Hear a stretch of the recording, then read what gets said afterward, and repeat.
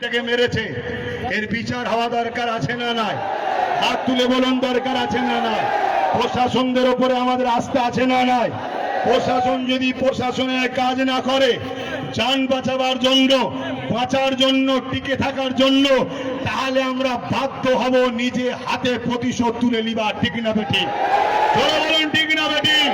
আর প্রশাসন যদি মনে করে না আমি কে মানুষ ভালোবাসে, আমি জনগণের রক্ষক, অতএব যে দোষ করেছে তার শাস্তি হওয়া দরকার, দেশ সবার, দেশ সবাইকে রাইট দিয়েছে, সে তার প্রোগ্রামে যাবে, তার ধর্মস্থানে যাবে, তার ধর্মের কাজ করবে, যদি প্রশাসন করা হাতে এর বিচার ব্যবস্থা করে, তাহলে প্রশাসনদের উপরে যেমন আস্থা ছিল, আছে, থাকবে। যান বাঁচাবার জন্য প্রতিরোধ করার ইজাজত, ক্ষমতা, রাইট সংবিধান আমাদেরকে দিয়েছে। আব্বাস সিদ্দিকী দেশের বিরুদ্ধে বলল, সংবিধানের বিরুদ্ধে বলল, আপনার জানা না থাকে জেনে নেন। তো ভাইয়ের আমার, বড় দুঃখের সাথে বলতে হয়, এরকম মার খেয়ে আপনারা কি ঘাবড়ে যাচ্ছেন নাকি? ঘাবড়ে যাচ্ছ? কাল যদি আবার প্রোগ্রাম হয় আবার আসবে তো? ঠিক বলছো তো? এটা হলো ইমান। পৃথিবীতে আবু জেহেল মেরেছে, আজকে আবু জেহেলের উত্তরসূরিরা মারছে।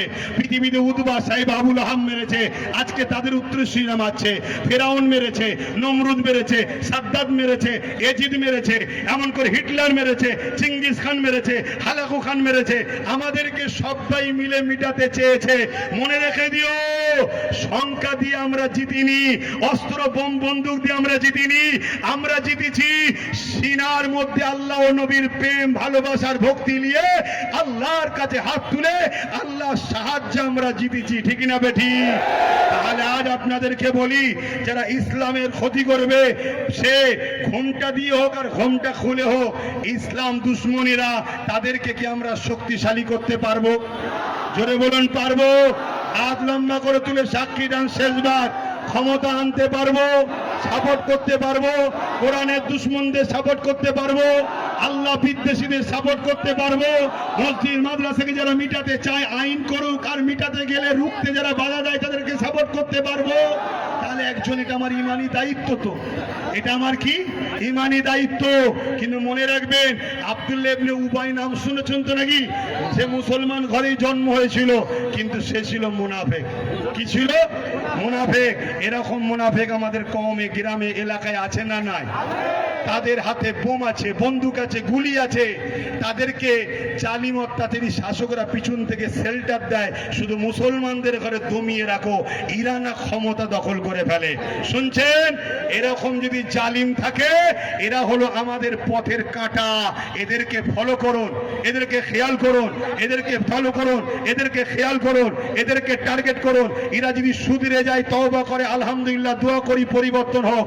পরিবর্তন যদি না হয়, দিনের স্বার্থে, দিনের স্বার্থে এই রাস্তার কাঁটাগুলো আগে আমাদের ঘরে সরাতে হবে। কথা কি খারাপ লাগছে নাকি? আরে দিনের স্বার্থে সব বলতে রাজি আছি। চলো, শুনছেন না শোনেন না? তুই দিনের গাদ্দার যদি হোস, তোর মাফ নাই। সব হতে পারে, আমি না আল্লাহ মার খেয়েছে এই দিনের জন্য, আমার রাসূলুল্লাহ রক্তাক্ত হয়েছে এই দিনের জন্য, সিদ্দিক আকবর কাবার জমিনে রক্তাক্ত হয়ে পড়ে গেছে এই দিনের জন্য। অতএব তোমার যাকে ভালো লাগছে করো, কিন্তু আমার দিনের দুশ্মনদের প্রতিহত করার জন্য আমরা যখন সংগঠিত হব, তুমি দিনের দুশ্মনদের বিরোধী না করে আমাদেরকে যদি রুখতে চাও, তাহলে আমরা সাহাবা হুজুরদের সুন্নত পালন করব। এটাই তো নাকি? এই সাহাবারা ভুল করেছে? সাহাবা হুজুরদের সুন্নত পালন। হাত লম্বা করে সাক্ষী আল্লাহকে দেখান। ধোকা হচ্ছে না তো? যদি হয় আমার সাথে হবে না আল্লাহর সাথে। কেন হাত আমাকে দেখাতে বলিনি, আল্লাহকে দেখাতে বলছি। হাত নাবান। আর কথা নয়, আমার কথাতে, ভাষাতে, ব্যবহারে কেউ কষ্ট পেলেন, আমার নবীর গোলামরা কষ্ট পেয়েছো, যদি এরপরও সমালোচনা হয়, জানবেন মুনাফেক মুসলমান আর ইসলামের দুশ্মনগুলো সমালোচনা করবে। কারণ একটা কথা কি আমি আমার দলের জন্য বলেছি, আমার ঘরের জন্য বলেছি, আমার বাপ মার জন্য বলেছি, আমার কারবারের জন্য বলেছি, আমার নিজের জন্য বলেছি। একটাই লক্ষ্য, ইসলামের দুশ্মনদের বিরুদ্ধে লড়াই করতে হবে, এই জন্য বলেছি। ঠিক না বেটি? যে লোহা দিয়ে আমায় কাটছে, ওই লোহা আমাদেরকে দখল করতে হবে, তাহলে ওদেরকে ওই লোহাই সাইজ করে দেওয়া যাবে। ঠিক না বেটি গো? হ্যাঁ, এই জায়গায় মনে রেখে দিও। আমার বক্তব্য এখানে শেষ করলাম। আপনারা সকলে ঘরে যাবেন, সুস্থভাবে যাবেন, ভালোভাবে যাবেন। যাবার সময়